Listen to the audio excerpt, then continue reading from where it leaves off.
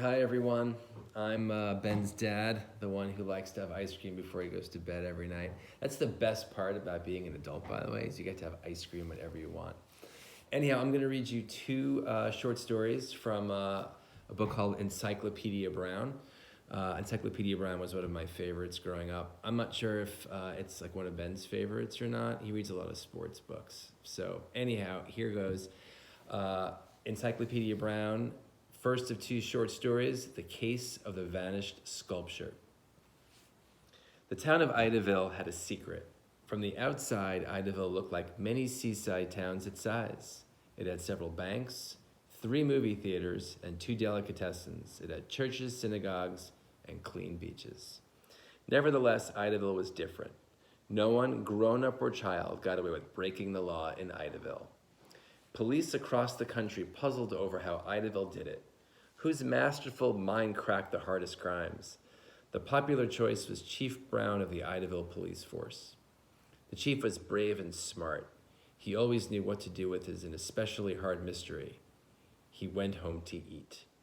His only child, 10-year-old Encyclopedia, solved the case at the dinner table. Usually he needed to ask only one question. Chief Brown wanted to tell the world about Encyclopedia, yet who would believe him? Who would believe a 5th grader belonged in the Detective Hall of Fame? So Chief Brown said nothing, and neither did Mrs. Brown. Encyclopedia wasn't looking for the spotlight. He had read more books than almost anyone and never forgot what he read. That was how he had gotten his nickname. Only his parents and his teachers called him by his real name, Leroy. Thursday night, the Browns were having roast chicken and mashed potatoes for dinner. As his father poured gravy on his potatoes, Mrs. Brown said, "Careful, dear, you don't want to drown them." Chief Brown put down the gravy boat. "Sorry," he said, "this museum case has me stumped." "What happened?" asked Encyclopedia. "A small sculpture was stolen from the Idaville Museum. It was a statue of the Roman god Mercury."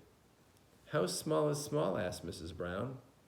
"It was about a foot tall," said Chief Brown, "and pretty heavy too, because it was carved out of marble. The robbery took place a couple of hours after the museum had closed." "Doesn't the museum have security cameras and an alarm system?" asked Mrs. Brown. "They certainly do," said the chief, "and they're good ones. We reviewed the tapes. They show that all the museum visitors left when they were supposed to." "After that, Mrs. Brown?"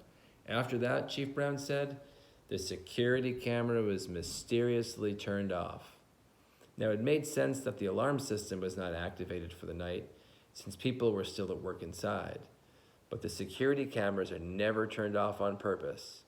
That points to an inside job. The problem is there were 3 employees inside the museum at the time of the robbery. One was the curator of antiquities, the second was a security guard, and the third was a janitor. They all claimed to be innocent.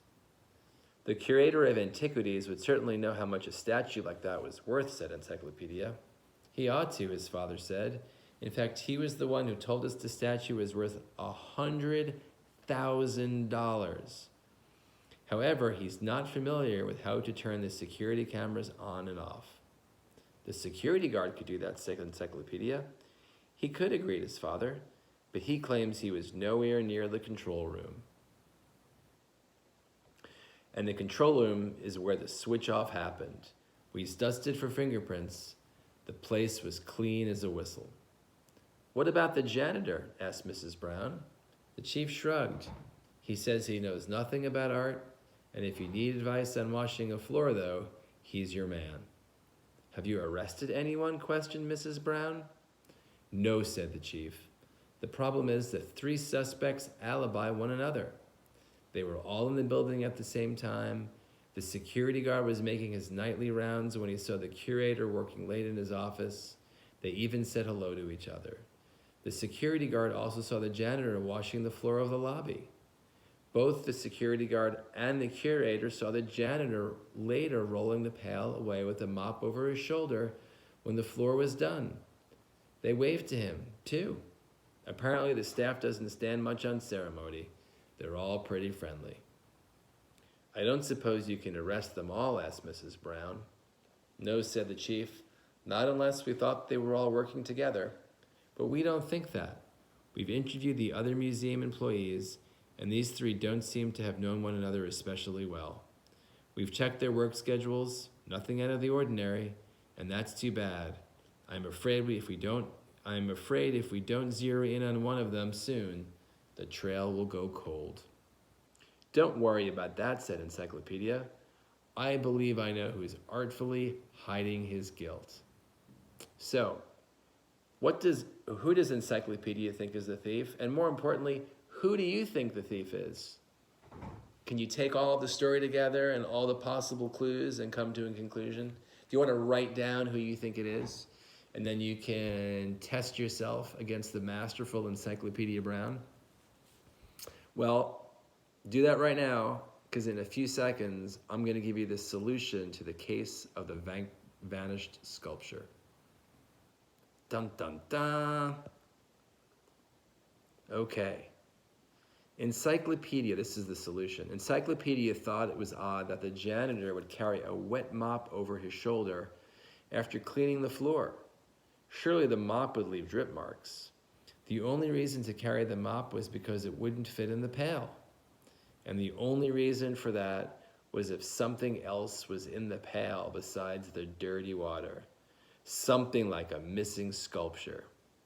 Confronted with this information, the janitor confessed to the crime and returned the stolen sculpture. He's now cleaning floors at his new address, the state prison. Okay, that was number one. If you didn't get it, that was a tough one to get. So we'll give you another one, okay? Give me 1 second. I'm just running through here. Let's see. We could do the case of the home run hitter. Ben likes to play baseball, so we'll do one about the case of the home run hitter. By the way, in the clues, when I said that I went to see a lot of baseball games, those are a lot of Ben's baseball games. Those are the ones I went to last year, but not this year. Okay, the case of the home run hitter. So I'm going to read the story, and then you're going to have to figure out who is the guilty party, and then I'll read the solution. It was a slow morning at the Brown Detective Agency. Encyclopedia and his junior partner, Sally Kimball, were playing catch in the side yard. Sally was working on her curveball till a customer arrived. If I'm going to win games this summer, said Sally, I need to have more than one pitch. Are you sure, said Encyclopedia? Nobody seems to have much luck against your fastball. True, Sally admitted, but if the batters wise up to the fact that it's all I've got, sooner or later they'll be pounding out hits. I'd say later, said Chip Caswell, riding up on his bike. When it happens, I'll try to get a few balls to add to my collection. Nobody liked to collect baseball souvenirs more than Chip Caswell. He saved the ticket stubs from every game he'd ever been to. His baseball cards filled 6 shoeboxes. He might have even had more if his parents hadn't complained that his hobby was taking over his room. He had collected signed balls, bats, cards, and caps from teams all over the country. Did you hear the news, he asked. Does it have something to do with baseball, asked Encyclopedia. I'll say, there's a new sports museum opening up in Idaville, and they've offered a spot in the main hall for a kid to donate something, Chip said. Are you ready? And you're ready to give, said Encyclopedia. Sure, if they pick something of yours, you get to have your name on a plaque for everyone to see. That's pretty exciting, said Sally. But why do you need us? The museum has put out a notice saying that they will be examining donations at noon today. I figure there will be a long line of kids with stuff to donate. I want you to see what they have, and then tell me which of these I need to offer to make sure my donation gets picked, Chip said. Encyclopedia looked at his watch. It's 11:30 now. I guess we better get going. When they arrived at the museum, they got a surprise. There was no long line of kids. Only one person was standing there, Sammy Jackson. He was one of Bugs Meany's tigers. Those are like the mean guys. They were so slippery, the truth wouldn't stick to them if you pasted it on with a bucket of glue. Where's the line? Asked Chip. Sammy smiled at him. You're looking at it. Chip shook his head. I can't believe nobody else came. Oh, they came, said Sammy, and then they left. Why would they do that? Encyclopedia asked. Couldn't take the competition, Sammy explained.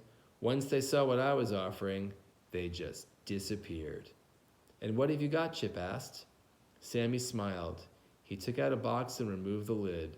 A baseball was sitting inside on a velvet base.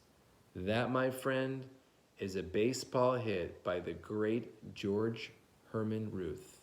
I'm talking about the Bambino, the Sultan of SWAT, the greatest hitter who ever lived. Now, if this were simply a ball that the Babe had hit, even for an out, it would be valuable. This is more than that. This is a ball Babe Ruth hit for a home run. Since you brought along Encyclopedia Brown, said Sammy, I'm sure he will agree that Babe Ruth hit 714 home runs over his long career. Isn't that right? Asked Encyclopedia. Oh, isn't that right, Encyclopedia? Yes, Encyclopedia agreed. I thought so, Sammy grinned at him. By the way, the Babe ate even more hot dogs during his career than he hit homers. He was famous for downing as many as a dozen hot dogs before some games. Those hot dogs are long gone. This baseball is not. In fact, it has a further claim to fame. This baseball was the one that Babe hit one day when he hit 3 home runs. Chip had closed his eyes, as if trying to imagine the scene. The homer was hit in Yankee Stadium, home of the Yankees before the stadium was torn down, Sammy said. I was never in Yankee Stadium. My great-uncle lived nearby and went to as many games there as he could afford. He never left before a game was over, and so he found himself sitting almost alone in the bleachers when Babe Ruth came up in the bottom of the 9th. The game itself was not in doubt. The Yankees were leading by 3 runs. My uncle liked to get his money's worth. This was his lucky day because when Babe Ruth took a mighty swing with 2 strikes, the ball sailed in his direction. I landed a couple of rows beneath him and bounced up to his waiting hands. The home run was not a game winner, since the Yankees were already ahead, but it still represents a piece of baseball history. Chip sighed. What a story. Sammy nodded.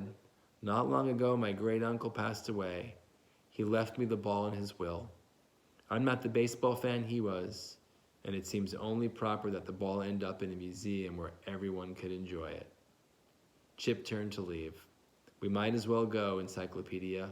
My collection is pretty good, but I don't have anything to compete with that.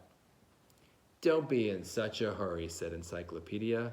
I think we have a foul play here. That ball is a fake. So, what do you think?